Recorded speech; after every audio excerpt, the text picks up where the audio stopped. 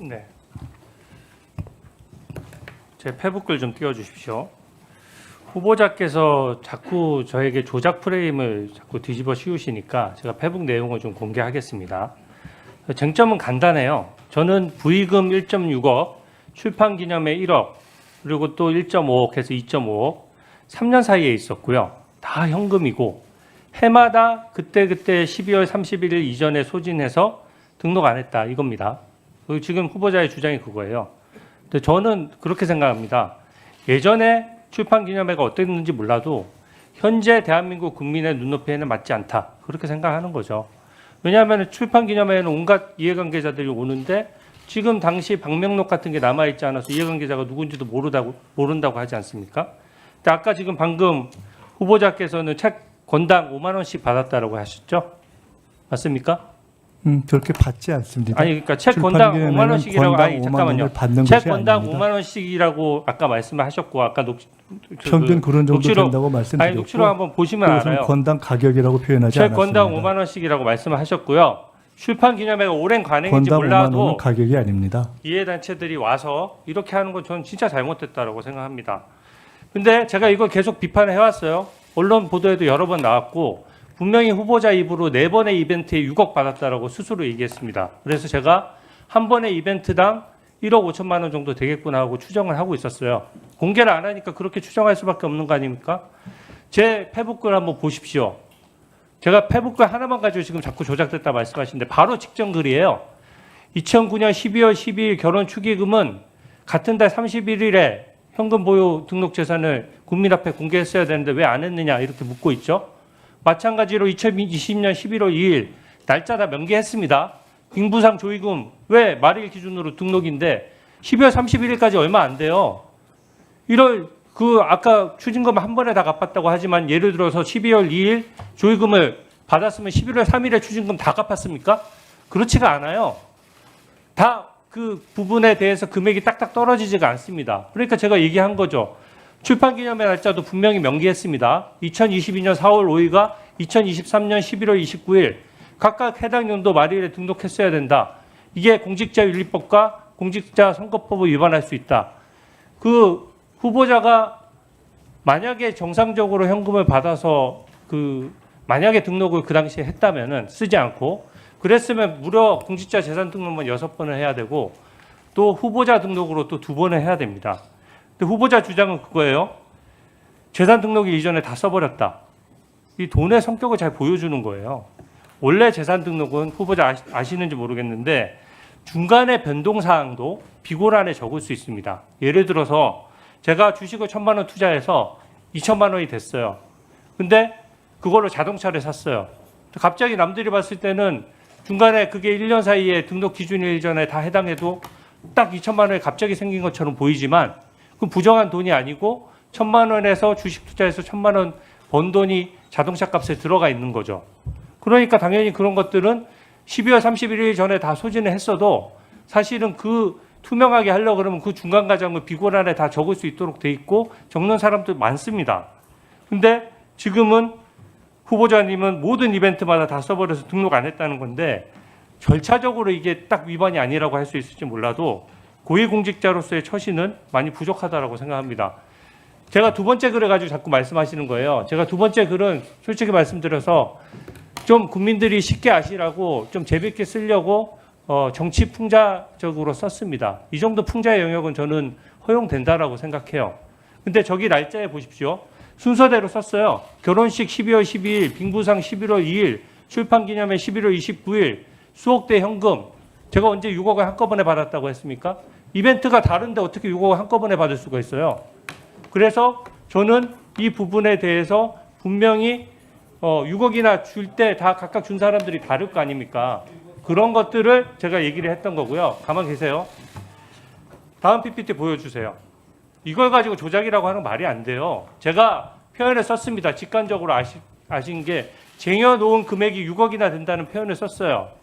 쟁여놓다는 표현이 뜻이 뭡니까? 한꺼번에 받았다는 뜻 아닙니다. 보십시오. 후보님 보세요. 따로 떼어놓아 보관하다는 뜻이에요. 특히 몰래 감추어두는 경우에 주로 사용한다. 이재명 대통령님도 쓰신 표현입니다. 장롱에 넣어두면 이자가 붙냐 이런 표현 쓰셨어요.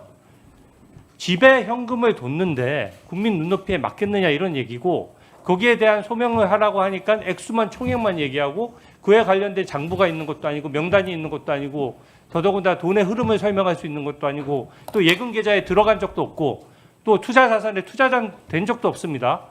근데 제가 그 액수의 총액을 놓고 6억을 쟁여놨다라고 하는 거는 조작입니까 아닙니까? 이게 조작이에요? 날짜가 제가 그 페북이 바로 붙어 있어요.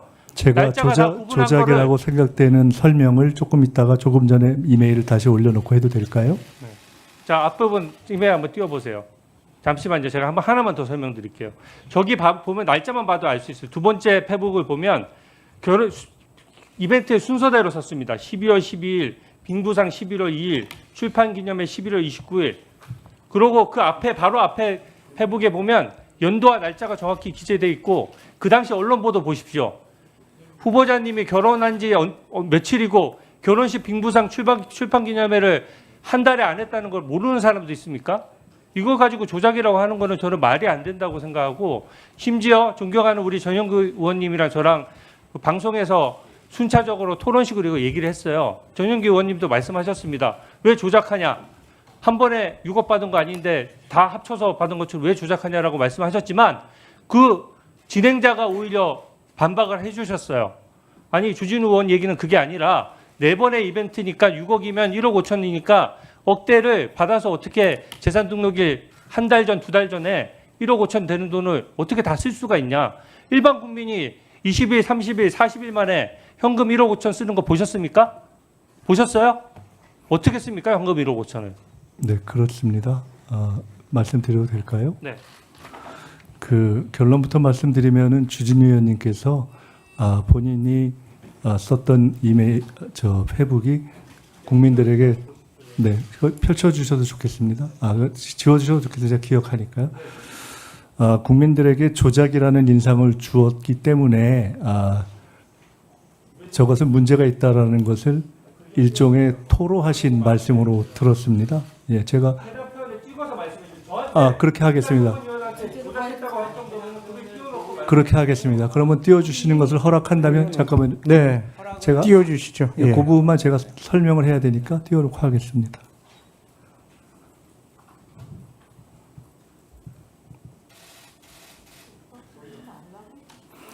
자, 주진우 4일로 되어 있는 부분에 2019년, 2020년, 2022년, 2023년을 각각 연도별로 한 부분은 3일 이후에 4일에 된 부분에 대해서 각 부분에 대해서는 그것을 어떻게 했었어야 된다라고 하고 질문까지 포함해서 선량한 질문에 해당할 수 있다고 생각을 합니다. 그러나 3일에 해당하는 부분을 각각 나누어서 또는 문맥 전체로 놓고 본다면 현금 봉투로 6억 받은 건데 현금 봉투 6억 쌓아두면 이어서 바로 결혼식 날짜를 연도별로 구분하지 않고 결혼식 빙부상 출판기념회를 연속해서 하고 바로 뒤에 다시 6억이나 준 고마운 사람들이라는 표현을 통해서 아마 국민들에게 바이든 날리면을 물었던 정도의 여론조사를 실시한다면 저것은 동시에 받은 6억을 동시에 있었던 12월 11월 2일, 11월 29일 날 쓴 것으로 판단되지 않겠나라고 하는 인상을 주는 것이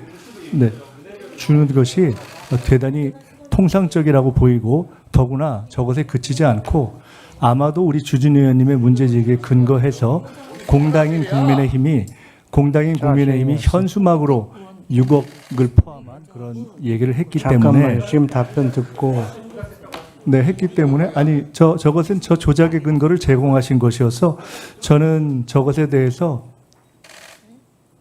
제가 여기까지만 말씀을 드리겠습니다. 네. 저것에 대해서 제가 답변 잠깐만요. 예. 네. 말씀 더 답변하겠습니다. 저 부분에 대해서 풍자라고 말씀하시면 사전적인 풍자가 조금 좀 서글플 것 같다. 왜냐하면 저것은 풍자가 아니라 저는 정확하게 사실에 대한 오인을 불러일으키는 것이기 때문에 어떠한 사실을 해학적인 표현으로 한다는 한국적 정서의 아주 탁월한 전통인 풍자화로 비교할 수는 없다. 저것은 엄격한 의미에서의 조작으로 규정하는 것이 정확하다 이렇게 생각됩니다. 통상적이라면 저런 오인을 불러왔다면 저는 저런 오인을 불러온 분들이 본인이 또는 당에 명확하게 저런 오인이 없도록 해명하고 청문위원으로서 질의하는 것이 옳다 이렇게 생각합니다. 네. 뭐